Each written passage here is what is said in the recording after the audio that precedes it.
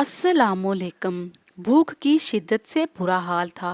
गाड़ी किसी होटल पर खड़ी करने का वक्त ना मिला क्योंकि गर्मी इंतहा की थी और गाड़ी का एयर कंडीशनर चल रहा था। कार से ना उतरने की गर से सोचा कि खाना अब घर जाकर ही खाऊंगा। मेरा दुबई में एक छोटा सा बिजनेस था, लेकिन इन दिनों काम बिल्कुल नहीं था, इसीलिए ग्राहकों को जाकर मिलना पड़ रहा था। काम ना होने की वजह से पैसों की कमी हो गई थी। जेब में सिर्फ 200 दरहम रह गए थे।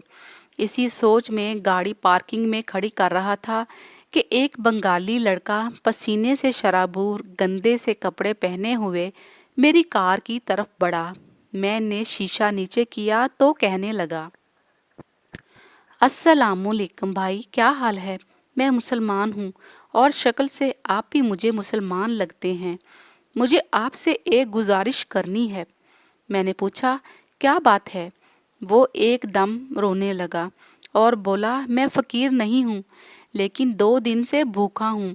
मेरी वालिदा बीमार हैं, मेरे पास कोई नौकरी भी नहीं। क्या आप मुझे 50 दरहम दे सकते हैं? मुझे भूख लगी है और मैं अपनी माँ को कुछ पैसे जमा करके बांग्लादेश भेजना चाहता हूँ ताकि मेरी माँ दुआ ले आए। गो आम हालात में 50 दरहम मेरे लिए ज्यादा ना थे, लेकिन मैंने सोचा कहीं ये झूठ तो नहीं बोल रहा। लेकिन उसकी आंखों में आंसू और उसकी बातों से सच जाहिर हो रहा था। मेरे पास एक ही 200 दरहम का नोट था जो मैंने उसको दिया कि जाओ सामने दुकान से खुले पैसे ले आओ। वो 200 दरहम लेकर चला गया। काफी देर तक जब वो ना आया तो मुझे उसकी बात झूठ लगने लगी। खैर, मैं गाड़ी में एसी लगाकर बैठा रहा, खुद को कोस रहा और सोच रहा था कि मेरे पास खुद पैसे नहीं, अब ये 200 भी जाता रहा। लेकिन मेरा ख्याल उस वक्त गलत साबित हुआ जब मैंने इसे दूर से अपनी तरफ भागते हुए देखा। उसकी हालत पहले से और बुरी हो गई थी। सांस फूला हुआ, भूख, प्यास और गर्मी की शिद्दत ने उसको बुरा हाल कर दिया था। वापस आते ही उसने कहा, माफ़ी चाहता हूँ, कहीं से खुले पैसे नहीं मिल रहे थे, बहुत दूर से लाया हूँ। ये लें 200। मैंने पैसे पकड़ते हुए उसको पूछा, तुम कितने बहन भाई हो? कहने लगा, मैं 6 बहनों का अकेला भाई हूँ। वालिद वफात पा चुके हैं और माँ बीमार है। माँ की दवाई के लिए आपसे पैसे मांगे। मैं गाड़ी से बाहर आया, उसको 50 दरहम दिए और वो शुक्रिया अदा करने लगा। उसकी आंखें नम हो गई। उसके अल्फाज आज भी मेरे कानों में गूंजते हैं। भाई, आपसे पहले मैंने और भी लोगों से पैसे मांगे, लेकिन किसी ने मदद ना की। आप पहले पाकिस्तानी हो जिसने मेरी मदद की। आपका बहुत बहुत शुक्रिया। आज पता चला कि पाकिस्तानी बड़े लोग बड़े दिल वाले हैं। मैं पाकिस्तान को सलाम करता हूँ।